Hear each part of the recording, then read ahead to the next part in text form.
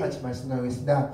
자, 지난주 말씀의 마지막이 이랬습니다. 자, 지난주. 자, 오늘은 이제 압살롬, 다윗의 아들이었던 압살롬이 어떻게 반역을 준비하고 어떻게 반역을 시작하는지. 이제 오늘 본문의 내용이고, 다음 주에는 그 반역에 의해서 다윗이 어떤 또 인생의 굴곡을 경험하는지. 그것이 이제 다음 주의 내용입니다. 자, 압살롬이 이제 반역을 어떻게 준비하는지 말씀을 통해서 보겠습니다. 자, 지난주에 이렇게 끝났습니다. 다 같이 읽겠습니다. 시작! 요압이 왕께 나가서 그에게 아뢰되 왕이 압살롬을 부르니 그가 왕께 나가 그 앞에서 얼굴을 땅에 대어 그에게 절하며 왕이 압살롬과 입을 맞추니라. 아멘. 자, 원래 압살롬이 그 고향으로 돌아갔다가 요압의 요청에 의해서 다시 예루살렘에 도착했습니다. 그런데 다윗이 그 요압에게 무슨 명령을 내렸습니까? 요압, 압살롬을 나는 만나지 않겠다. 너 요압, 압살롬을 데려오지 마라. 절대 데려오지 마라. 그래서 압살롬을 만나지 않았고 그렇게 일주일 동안 지났습니다. 그러자 이 압살롬이 요압에게 요청해서 나 다윗 만나고 싶습니다 라고 요청했고, 그런데 그 요청 또한 요압이 듣는 척도 안 한 겁니다. 그래서 어떻게 했습니까? 불을 질렀습니다. 요압의 밭에 불을 질렀고, 그걸 계기로 해서 요압과도 만나고 다윗과도 만나서 오늘 말씀처럼 다윗 왕과 압살롬이 입을 맞췄다, 화해를 했다라고 말씀하고 있는데, 여기서 중요한 것은 이 질문입니다. 압살롬과 다윗은 정말로 진정으로 화해를 했을까요? 아닙니다. 네. 바로 이것은 거짓된 화해, 거짓된 그냥 모양만 취한 화해라고 할 수 있는데, 왜 이것이 거짓된 화해라고 할 수 있고 왜 압살롬은 다윗에게 진정으로 용서를 구하거나 진정으로 다윗과 화해, 자신의 아버지와 화해하는 모습을 보이지 않았을까? 이 이유 때문입니다. 자, 사무엘하 13장 7절 말씀 다 같이 읽겠습니다. 시작! 다윗이 사람을 그의 집으로 보내 다말에게 이르되 이제 내 오라버니 암논의 집으로 가서 그를 위하여 음식을 차리라 한지라. 아멘. 자, 암논이 어떻게 했습니까? 그의 친구인 요나답의 요청에 의해서, 요나답의 충고에 의해서 암논이 아픈 채를 했습니다. 그리고 나서 누구에게 이 다말이 자신의 집으로 오기를 요청했냐면 자신의 아버지인 다윗에게 부탁합니다. 아버지, 내가 지금 몸이 아프니 다말에게 청해서 다말이 만든 과자를 내가 먹으면 힘이 날 것 같으니 다말에게 우리 집으로 좀 오게 해주십시오 라고 요청합니다. 자, 그 요청을 들은 다윗이 사람을 보내서 다말에게 갔고, 다말에게 너 암논이 아프니 과자를 가지고 가서 암논을 간호해 주어라 라는 요청을 다윗이 하게 됩니다. 즉, 압살롬의 생각은 어떻습니까? 아버지 다윗이 적극적으로 그렇게 했기 때문에 자신의 누인 다말이 욕을 보였고, 그것으로 인해서 암논을 죽이게 됐고 자신은 살인자가 되어서 자신의 고향으로 돌아갈 수밖에 없었고, 그렇게 3년 동안 도망자 신세로서 죄의 살인자의 신세로서 지낼 수밖에 없었던 그런 삶을 누가 시작했다? 아버지 다윗이 시작했다. 그렇기 때문에 나는 다윗을 용서할 수 없다라고 생각합니다. 압살롬은 그래서 때문에 난 아버지를 용서할 수 없다라고 생각했고, 그렇기 때문에 압살롬이 다윗에게 갔지만 그 둘은 진정으로 화해하지도 않고 진정으로 뉘우치지도 않았다라고 할 수 있습니다. 자, 이것을 계기로 해서 그 다음부터 압살롬의 반역 준비가 시작됩니다. 정말로 체계적으로 준비하고 있는데 말씀 통해서 보겠습니다. 자, 15장 1절 말씀 다 같이 읽겠습니다. 시작! 그 후에 압살롬이 자기를 위하여 병과 말들을 준비하고 호위병 50명을 그 앞에 세우니라. 아멘. 여기서 그 후에는 어떤 때입니까? 화해가 끝난 다음에, 다윗과 압살롬이 입을 맞춘 화해를 끝난 그 다음부터죠. 그 다음부터 이제 복수를 위한, 반역을 위한 준비를 합니다. 자, 준비를 뭘 했냐? 바로 병거와 말들을 준비했다. 병거와 말은 무엇을 위해서 준비하는 걸까요? 전쟁을 위해서 준비한다. 근데 이 전쟁을 위한다는 게 두드러진 단어가 하나 있습니다. 무엇입니까? 호위병이라는 단어입니다. 호위병. 호위병의 뜻은 무엇일까요? 호위병. 호위병. 바로 호위병은 전쟁 때 왕 옆에 있는 군사들을 호위병이라고 얘기합니다. 전쟁 때 왕이 말을 타고 전장에 나가는 그런 과정 가운데서 왕 옆에서 왕을 지켜주는 사람들, 그게 호위병입니다. 즉 지금 압살롬이 말도 준비하고 병거도 준비하고 더 나가서 호위병까지 준비했다. 이것은 지금 무엇을 예상하고 무엇을 계획했다는 것을 알 수 있습니까? 전쟁을, 다윗과의 전면전을 계획했다라고 볼 수 있습니다. 근데 호위병 숫자를 몇 명씩이나 두었냐면 50명이나 두었습니다. 이것은 가히 왕 수준으로 둔 겁니다. 거의 50명 가까이 뒀다. 지금 왕자의 수준이 아니라 왕 수준으로 지금 자신은 호위병을 뒀다. 야, 이것은 이방 나라들이 왕을 보필할 때 나타내는 호위병의 숫자 정도 됩니다. 그러니까 이 압살롬이 지금 준비한 것은 이방 나라를 보떠서 나도 왕 수준으로 자신을 지키기 위해서 호위병을 그렇게 준비했다라고 볼 수 있는 겁니다. 자, 그리고 나서 2절 말씀, 어떻게 또 했냐? 자, 읽겠습니다. 시작! 압살롬이 일찍 일어나 성문 곁에 길 곁에 서서 어떤 사람이든지 송사가 있어 왕에게 재판을 청하러 올 때 너는 어느 성읍 사람이냐? 아무 지파에 말씀하겠습니다. 자, 이게 무슨 말씀인지 지금부터 말씀드리겠습니다. 먼저 압살롬이 일찍 일어나서 어딜 갔다고 말씀하셨습니까? 성문 곁에, 성문으로 갔다고 말씀하셨습니다. 자, 압살롬이 성문에 갔다, 성문에 있었다라는 것은 무슨 의미일까요?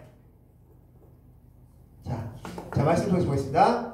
사사기 4장 5절 말씀 다 같이 읽겠습니다. 시작! 그는 에브라임 산지 라마와 베델 사이 드보라의 종려나무 아래에 거주하였고 이스라엘 자손은 그에게 나아가 재판을 받더라. 아멘. 자, 드보라 사사, 그 사사가 어디에 있었다? 종려나무 아래. 바로 이곳이 어디냐면 성문 앞입니다. 성문 앞에서 그럼 드보라 사사가 무엇을 했다고 말씀하고 있습니까? 재판. 네. 자, 더 나가겠습니다. 자, 창세기 19장 1절 말씀 다 같이 읽겠습니다. 시작! 저녁 때 그 두 천사가 소돔에 이르니 마침 롯이 소돔 성문에 앉아있다가 그들을 보고 일어나 성접하고 땅에 엎드려 절하며. 아멘. 자, 소돔과 고모라로 넘어간 그 롯, 조카 롯이 어디에 앉아있었다? 성문에 있었다. 그 성문은 어떤 장소냐면 바로 재판을 하는 장소입니다. 그래서 나중에 이 천사를 이웃 사람들이 롯의 집에 있다는 걸 알고 롯의 집으로 몰려왔습니다. 그러자 롯이 나가서 이러지 마십시오 라고 하자 그 이웃 사람들이, 동네 사람들이 롯을 뭐라고 촉칭했습니까? 네가 우리의 재판관이냐 라고 했죠. 즉 성문 곁에 있었다는 것은 재판한다는 의미입니다. 재판한다. 그러면 다시 말씀으로 돌아가서 압살롬이 성문 곁에 있다는 것은 지금 재판을 한다는 의미고, 재판을 하기 위해서 지금 압살롬은 일찍 성문으로 왔습니다. 자, 어떻게 했냐? 압살롬은 성문에 있으면서, 이 성문은 재판을 하는 곳이기 때문에 어려움을 당한 백성들이 찾아갑니다. 그러면 압살롬이 그 어려움 당한 백성들에게 묻습니다. 너 어느 지파 사람이야? 그럼 저는 아무개 지파입니다 라고 이야기합니다. 왜 이것을 물었을까요? 네, 이 각 지파별로 대응을 해주기 위해서, 각 지파의 마음에 맞는 방식으로서 대응해주기 위해서. 자, 그렇게 해서 어느 지파 사람이 묻고 그 다음에, 자, 3절 말씀 다 같이 읽겠습니다. 시작!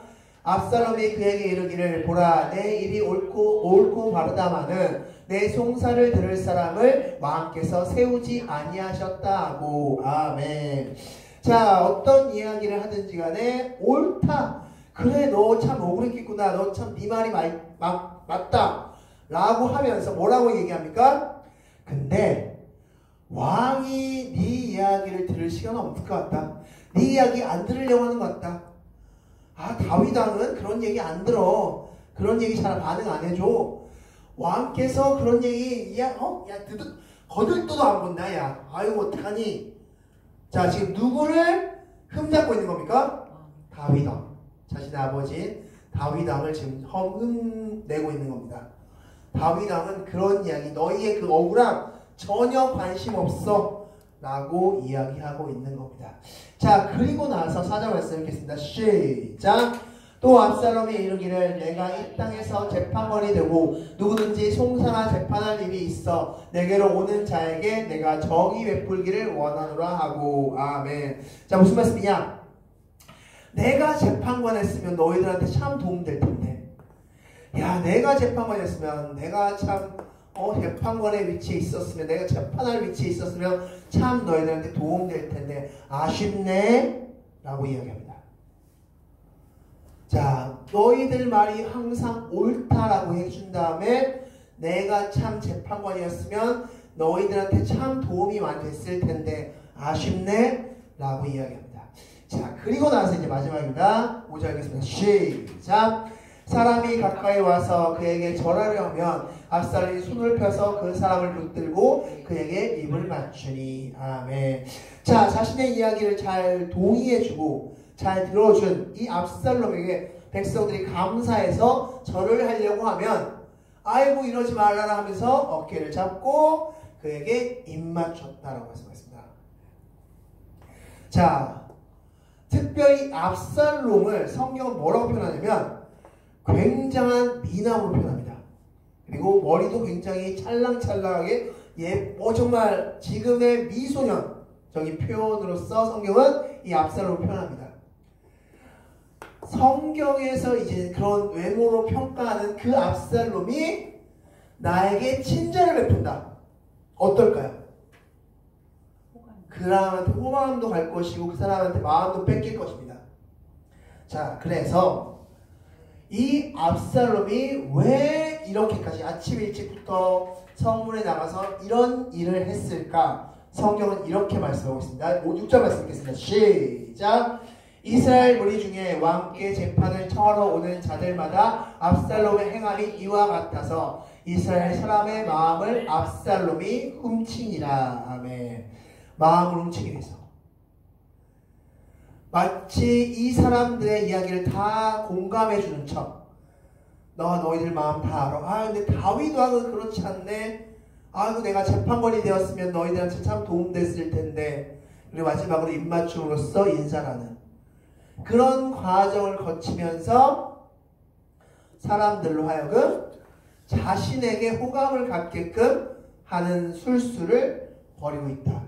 그래서 이제 나중에 말씀하겠지만 압살롬이 반역을 했을 때 몇 명이 압살롬을 따라가냐? 200명이나 압살롬을 따라가는 것을 볼 수 있습니다.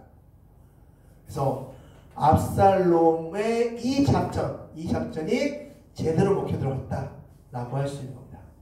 그래서 압살롬은 이렇게 차근차근히 반역을 준비하고 있었다라고 할 수 있습니다. 자, 그럼 이제 본격적으로 압살롬이 반역을 어떻게 시작했는지 보도록 하겠습니다. 자, 말씀 보겠습니다. 15장 7절 말씀 다 같이 읽겠습니다. 시작. 4년 만에 압살롬이 왕께 아뢰되 내가 여호와께 서원한 것이 있사오니 청하건대 내가 헤브론으로 가서 그 서원을 이루게 하소서. 아멘. 자, 몇 년 만에? 4년 만에. 즉 압살롬이 방금 봤던 그 행위, 성문 곁에서 사람들을 위로해주는 그것을 몇 년 동안 했다? 4년 동안 했다. 정말 이 반역을 하기 위해서 체계적으로 준비했습니다. 정말 철저하게 준비했습니다. 어설프게 준비하지 않고 철저하게 이 반역을 준비했음을 볼 수 있습니다. 4년 동안 반역을 준비하고 있다가 4년이 딱 되었을 때 압살롬은 다윗에게 찾아갑니다. 그리고 다윗에게 이렇게 이야기합니다. 아버지 다윗이요, 왕님, 제가 헤브론으로 좀 가야겠습니다 라고 이야기합니다. 그러자 다윗이 왜 가려고? 라고 했더니만 8절 말씀 이렇게 이유를 말합니다. 다 같이 읽겠습니다. 시작. 당신의 종이 아람 구술에 있을 때 서원하기를 만일 여호와께서 반드시 나를 예루살렘으로 돌아가게 하시면 내가 여호와를 섬기리이다. 아멘. 자, 무슨 말씀이냐? 아람 구술이 어디였습니까? 외할아버지의 그 고향, 바로 도망갔던 바로 그 장소죠. 그 장소에 있었을 때 내가 다들 피하 도망갔어. 바로 그곳에 있었을 때 하나님께 한 가지 서원하는 것이 있습니다. 내가 다시 예루살렘에 가게 된다면 헤브론에 가서 당신을 섬기겠습니다 라는 서원을 했습니다 라고 이야기합니다. 이 말이 진실일까요? 거짓말일 가능성이 높습니다. 즉, 이 말은 지금 이 압살롬은 누구를 팔아서 다윗을 속이고 있습니까? 하나님을 팔아서, 하나님의 이름을 팔아서 지금 다윗을 속이고 있는 겁니다. 하지도 않은 서원이라는 거짓말을 늘어놓고 있는 겁니다. 자, 어쨌든 다윗에게 이렇게 얘기합니다. 나는 서원을 했습니다. 헤브론 가서 내가 하나님을 섬기겠습니다 라는 서원을 했는데 예루살렘에 온 지 지금 4년이나 지났어요. 이제는 이 약속, 이 서원 내가 지켜야 될 때가 된 것 같습니다 라는 거짓말을 합니다. 자, 다윗은 그래, 그러면 너가 그 서원 지켜야지 라고 하면서 그 헤브론으로 갈 것을 명령합니다. 자, 그럼 왜 헤브론일까요? 왜 굳이 압살롬은 헤브론으로 가길 원했을까요? 자, 말씀이 있습니다. 5장 3절 말씀 다 같이 읽겠습니다. 시작. 이스라엘 모든 장로가 헤브론에 이르러 다윗 왕이 헤브론에서 여호와 앞에 그들과 언약을 맺음에 그들이 다윗에게 기름을 부어 이스라엘 왕으로 삼았다. 아멘. 자, 다윗은 총 3번에 걸쳐서 기름 부음을 받습니다. 첫 번째는 베들레헴, 그렇죠. 이새와 자신의 아버지인 이새와 7 형들 그 사이에서 기름 받고, 두 번째가 바로 헤브론, 세 번째가 예루살렘에서 세 번째 기름을 받습니다. 자, 3번에 걸쳐 기름 부음 받았을 때 그 두 번째 장소가 어디였습니까? 헤브론이었죠. 자, 헤브론에서 다윗이 왕으로서, 그래서 약 7년간 다윗은 그곳에서 왕으로서 왕의 위치에 오르게 됩니다. 자, 바로 그곳, 자신이 태어난 곳이자, 이제 여기서 태어났죠. 다윗이 다시 태어난 곳이자, 자신이 이제 다윗이 헤브론의 왕이 있을 때 태어났죠. 다윗이 그때 아들로서 세워졌죠. 자, 그 곳, 바로 그 헤브론. 즉, 무슨 말씀이냐? 압살롬은 아버지 다윗의 행위를 따라하면서 스스로 왕이 되었음을 선포하기 위해서 헤브론을 가기 원했던 겁니다. 아버지가 헤브론에서 왕으로서 있었을 때를 기억하면서 자신 역시 내가 왕이 되었습니다 라는 것을 선포하기 위해서 아버지를 따라 똑같이 헤브론이라는 곳을 가기를 원했다 라고 할 수 있습니다. 자, 그래서 어떻게 하냐? 아버지께 헤브론으로 가겠습니다, 나 서원했습니다 라는 거짓말로서 헤브론으로 갔고, 그 헤브론으로 갈 때 어떤 준비를 하냐면 10절 말씀 다 같이 읽겠습니다. 시작. 이에 압살롬이 정탐을 이스라엘 모든 지파 가운데 두루 보내 이르기를 너희는 나팔 소리를 듣거든 곧 말하기를 압살롬이 헤브론에서 왕이 되었다. 아멘. 자, 이렇게 이야기합니다. 내가 헤브론에 가면 나팔을 불 거야. 그 나팔 소리가 들리거든 너희들 외쳐. 압살롬이 왕이다! 라는 걸 외쳐라. 라고 이야기합니다.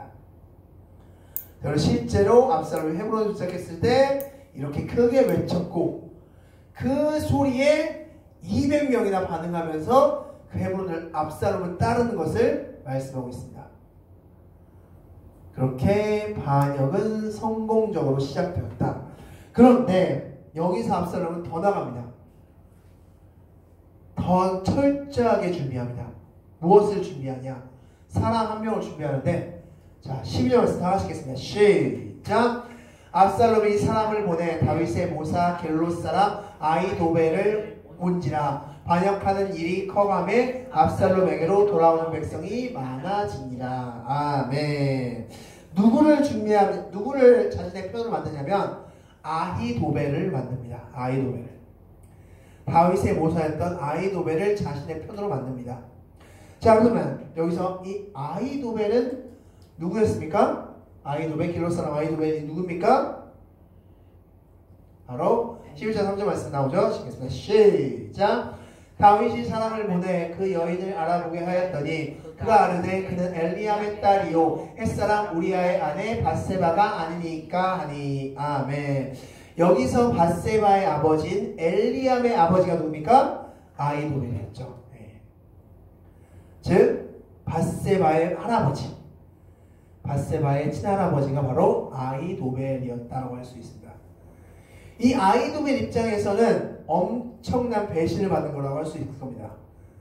자신의 손녀를 다윗이 그렇게 했다, 그런 것을 알게 됐다라는 것을 알게 된다면, 그렇기 때문에 아히도벨 입장에서는 바로 다윗의 아들이 바로 압살롬을 쫓아갈 수밖에, 다윗을 배반하고 다윗을 버리고 쫓아갈 수밖에 없었을 것이다 라고 또한 그렇게 생각해 볼 수 있을 것 같습니다. 어찌됐건 그렇게 압살롬은 다윗의 모사꾼, 이 아히도벨에 대해서 성경은 뭐라고 평가하고 있습니까? 지난번에 말씀드렸죠? 아히도벨의 말은 하나님의 말씀이다 라고 평가하고 있습니다. 얼마나 지혜가 뛰어났는지 그의 말은 하나님의 말씀이다 라고 평가받는 그 아히도벨을 자신의 편으로까지 만들었습니다. 그래서 모든 준비, 전쟁을 할 수 있는 모든 준비를 다 마쳤습니다. 사람도 만들었고 또한 병력도 갖추었고 또한 지략가도 세웠습니다. 그렇게 함으로써 철저하게 반역을 준비했었다 라고 할 수 있습니다. 자, 그렇게 압살롬이 반역을 준비한 그때 과연 그렇다면 다윗은 어떻게 반응했을까? 그것이 다음 주부터 이제 다윗이 어떻게 반응했는지 같이 말씀을 통해서 보도록 하겠습니다. 자, 말씀을 정리하겠습니다. 다 같이 한번 읽겠습니다. 시작. 압살롬은 4년에 걸쳐 백성들의 마음을 얻을 준비를 하고 때가 되었을 때 다윗이 왕이 되었던 헤브론에 가서 스스로 왕이 되었음을 선포하였다. 아멘. 자, 그렇게 해서 압살롬이 반역을 시작했고 드디어 다윗에겐 도망자 신세가 다시 한번 되는 그런 일이 벌어졌다. 그 이제 도망자 스토리는 다음 주부터 제 말씀이 등장한다라는 것을 말씀할 수 있습니다. 자, 그럼 이제 주보와 화면을 통해서 같이 문제 나누도록 하겠습니다. 첫 번째 문제입니다. 다말을 암논에게 보낸 사람 누구입니까? 다윗. 네, 다윗이 적극적으로, 야, 다말아, 암논이 아프단다, 너가 구운 과자 먹고 싶단다, 한번 가봐라 라고 해서 적극적으로 보냈고, 이것이 바로 압살롬이 다윗을 용서하지 못하는 그 이유가 되었다라고 말씀할 수 있습니다. 두 번째, 압살롬은 자신을 위해 호위병 몇 명을 두었습니까? 네, 50명이나 두었습니다. 이것은 이방 나라에서 거의 왕이 갖는 호위병 숫자다라고 할 수 있습니다. 세 번째, 압살롬은 아침 일찍 어디로 갔습니까? 네, 성문. 바로 이 성문이라는 곳은 재판하는 장소였습니다. 그 당시에 성문에 있다는 것은 재판하는 장소로서 재판을 했다라고 말씀할 수 있죠. 자, 압살롬은 자신에게 엎드리는 사람에게 무엇을 했습니까? 네, 입을 맞추었다라고 말씀했죠. 그래서 친근감을 표시하면서 나는 내 편이다, 나는 너의 편이다 라는 것을 표현했다라고 말씀할 수 있습니다. 압살롬은 다윗에게 어디를 간다고 이야기합니까? 네, 아버지, 저는 헤브론을 가야 됩니다 라고 이야기합니다. 자, 압살롬은 왜 헤브론에 가야 된다고 말했습니까? 바로 하나님께 서원했다. 네. 하나님께 서원했습니다. 제가 하나님께 내가 예루살렘에 다시 돌아가면 꼭 하나님께 헌신하게 되었는데 그곳 헤브론에서 헌신하려고 합니다. 그러니 좀 보내주십시오 라고 하면서 헤브론에 가야 된다 라고 이야기합니다. 자, 압살롬에게 다윗의 모사인 누가 따라갑니까? 아히도벨, 그렇죠. 아히도벨이 따라갑니다. 그래서 아히도벨까지 이 압살롬은 자신의 편으로 만들었다라고 할 수 있습니다. 자, 이렇게 모든 준비를 마친 압살롬이 나팔을 불고 왕이다! 라고 선포하는 그 상황 가운데 다윗은 어떤 결정을 했느냐? 다음 주에 보면 다음 주에 다윗의 도망 장면이 나옵니다.